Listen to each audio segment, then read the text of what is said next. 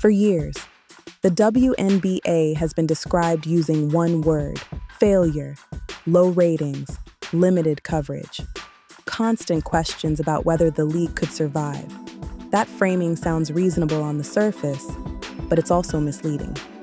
Because the WNBA didn't fail. It arrived early, too early for the system around it. Most professional sports leagues look unstable in their early decades. That part tends to disappear once success arrives. The NBA didn't explode into a cultural force overnight.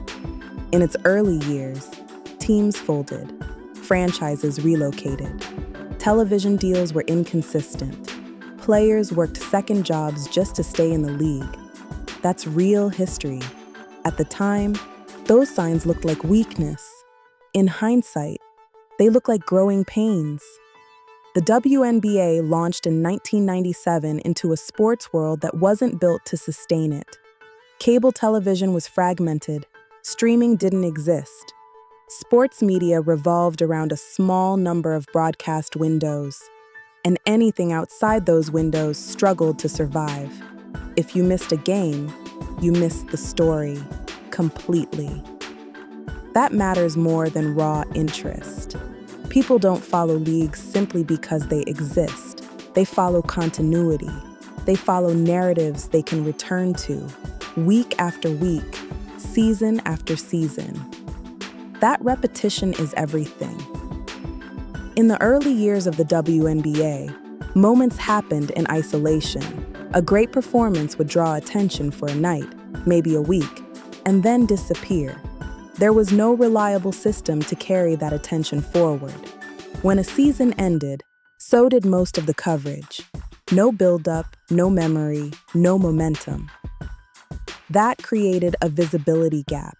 Even elite players struggled to build long-term recognition, not because they weren't good enough, but because fans couldn't consistently follow their careers.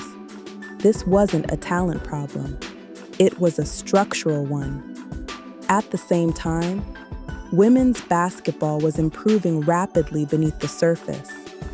Youth participation was growing. College programs were becoming more competitive. Coaching, training, skill development, all advancing year after year, quietly, relentlessly.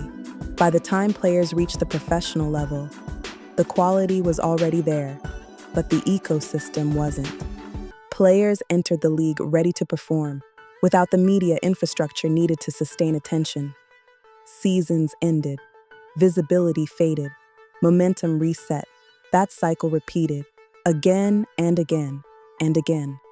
Now compare that to today. Really compare it. Games are accessible across platforms. Broadcast schedules are predictable. Highlights circulate instantly. Fans don't have to search for information. It reaches them everywhere. Player visibility no longer depends on a single broadcast window or a short season. Careers exist year-round. Fans can follow athletes through college, professional leagues, international play, and off-season training without losing the thread. That continuity changes everything. Everything. And this shift didn't happen because people suddenly decided to care. It happened because the structure finally caught up to the talent. That's the difference. Timing matters in sports, more than we like to admit. A league can be good before it is profitable, skilled before it is visible, important before it is recognized. That gap matters. The WNBA spent years in that gap, strong enough to exist, but early enough to be misunderstood, judged too soon, labeled too fast.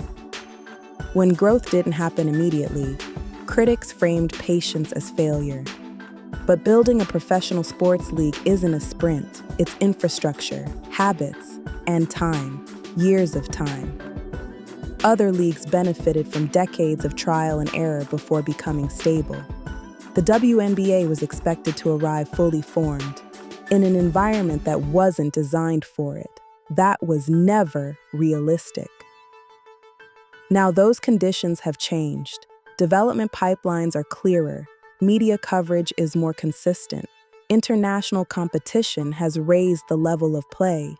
Fans can follow players across seasons instead of rediscovering them every year, and that matters.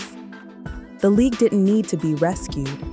It needed conditions that allowed it to be seen clearly, fully, fairly. That's why today's growth feels different. It isn't fragile. It isn't dependent on one star, one rivalry, or one moment. It's supported by systems that didn't exist before, systems that last. This isn't a comeback story. No, it's a timeline. Catching up.